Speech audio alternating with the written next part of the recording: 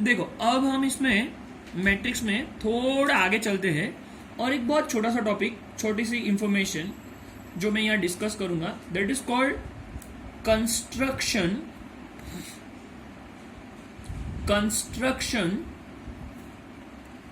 Of a matrix construction of a matrix. अब देखो construction of a matrix बहुत मतलब एक बेसिक पार्ट है मैट्रिक्स डिजाइन जिसको बोलते हैं। तो वहां जाए उसके पहले थोड़ा मैं एक और जनरल फॉर्म बताना चाहता हूं कि जैसे मानो कि हम कोई मैट्रिक्स बना रहे हैं, तो जैसे मानो कि एक एग्जांपल को एक मैट्रिक्स ले रहा हूं P और इसका जनरल फॉर्म अगर लिखना चाहता हूं तो तुम्हें पता है कि कोई भी मैट्रिक्स बनता है इसके अंदर जनरली रोज एंड कॉलम्स है। अब मानो पहली रो में मुझे एलिमेंट लिखने हैं, तो हमने देखा पीछे कि रोज के लिए जनरली I डिनोट होता है और कॉलम के लिए जनरली J डिनोट होता है, और I जो पहले है और J जो पीछे है, अगर उस फॉर्मेट को कंटिन्यू करूं और मानो कि मुझे पहली रो के एलिमेंट लिखने हैं, तो इन जनरल अगर इसको स्टार्ट करूं तो ये रहेगा A11 यानी पहली रो पहला कॉलम। अगर मैं इससे आगे जाऊं तो रो मेरी वही है यानी 1 फिक्स रहेगा और कॉलम चेंज हुआ दूसरा, और आगे जाऊं तो रो मेरी फिक्स है, कॉलम मेरा चेंज होगा 1 3, और आगे जाऊं तो रो मेरी फिक्स है, कॉलम मेरा चेंज होगा 4th, and so on continue with I can say row is fix यानी 1, और कॉलम के लिए हम जनरली n यूज कर रहे हैं तो यहां लिखूंगा n। ये मेरी पहली रो खत्म हो गई। मानो आपको एलिमेंट कंटिन्यू करने हो तो या 1 5 आएगा या 1 6 आएगा या 1 7 आएगा एंड सो ऑन कंटिन्यू। अब हम सेकेंड रो में आए तो वहां मेरी रो फिक्स रहेगी 2 और कॉलम मेरा पहला इसलिए A21 A22 A23 A24 and so on, continue with the second row with the n column, यानी दो रो, दूसरी रो में 2 फिक्स रहेगा, पहला फिक्स रहेगा। ये जो प्री फिक्स बोला जाता है इसको, तो ये प्री फिक्स है जो 2 2 2 2 वो कंटिन्यू सेकेंड रो को इंडिकेट करता रहेगा, और कॉलम जैसे जैसे चेंज हो जाएंगे, पहला दूसरा तीसरा चौथा like that it will continue. हाँ समझ आ रहा है। अगर थर्ड रो कंसीडर करें तो 3 1 3 2 3 3 3 4 and so on continue with the third row and nth column.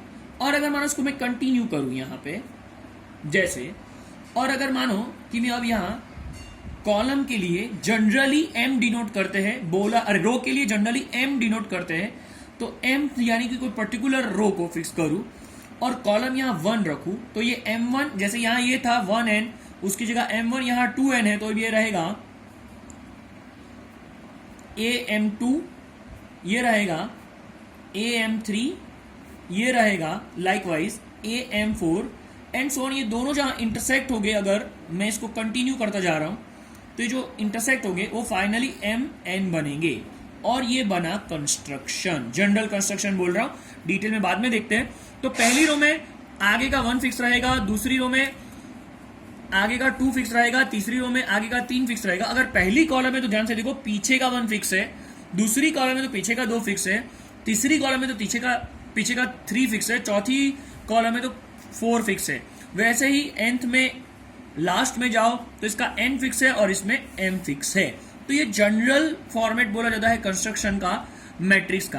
अब हम कुछ एग्जांपल देखते हैं, और ऐसे क्वेश्चन एनसीईआरटी की जो पहली एक्सरसाइज है 3.1 उसमें भी दिए गए हैं। बहुत इंपॉर्टेंट नहीं है, बहुत इजीली तुम्हें समझ आ जाएगा कि बात।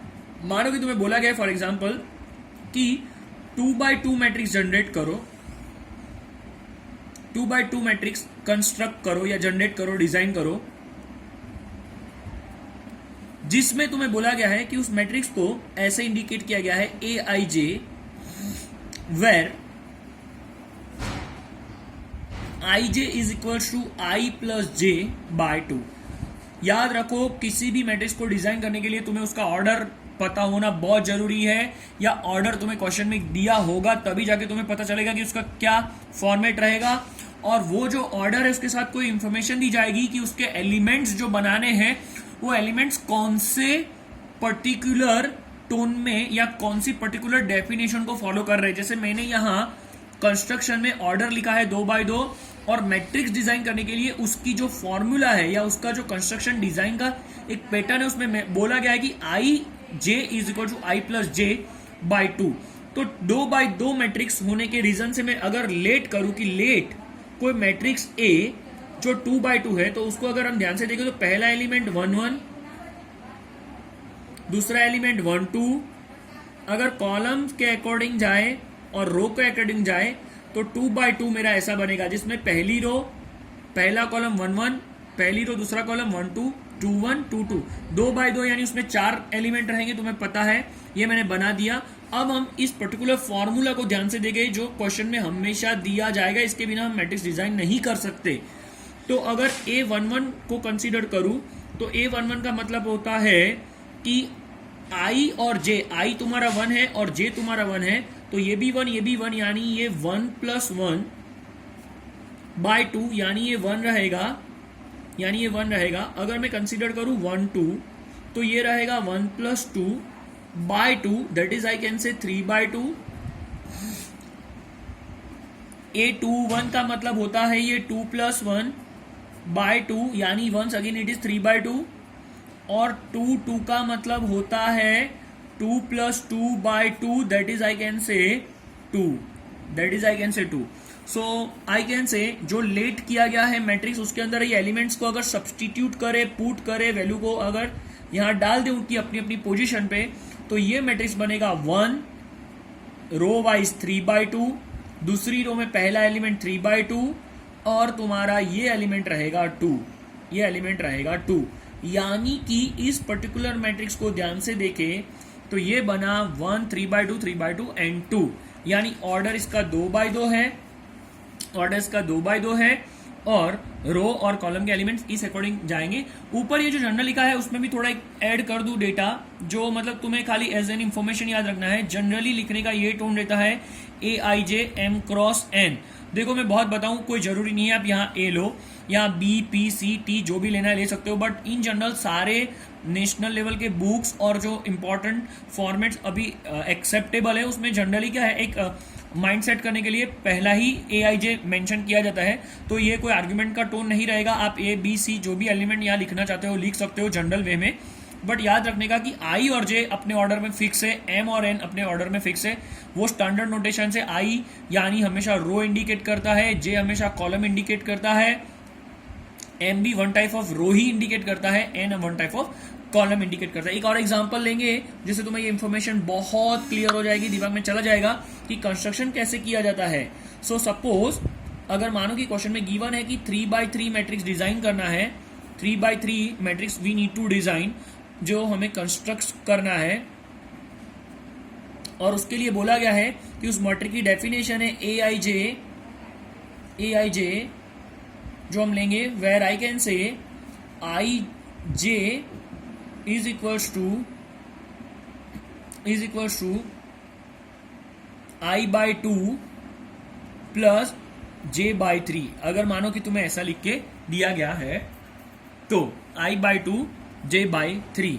तो पहले अगर एक मैट्रिक्स को लेट करे P, let the matrix required matrix is P, और अगर ऑर्डर मेंशन कर दूं कि 3/3 है तो उस अकॉर्डिंग अगर एलिमेंट्स वहां लिखना चाहूं तो ये 1 1, पहली रो में दूसरा यानी 1 2, ये 1 3, फिर सेकेंड रो में 2 फिक्स रहेगा यानी ये 2 1 2 2 और 2 3, तीसरी रो में जाओ तो उसका 3 फिक्स रहेगा 3 1 3 2 3 3। ये मेरा मैट्रिक्स मैंने लेट किया, let the matrix is of the form this one.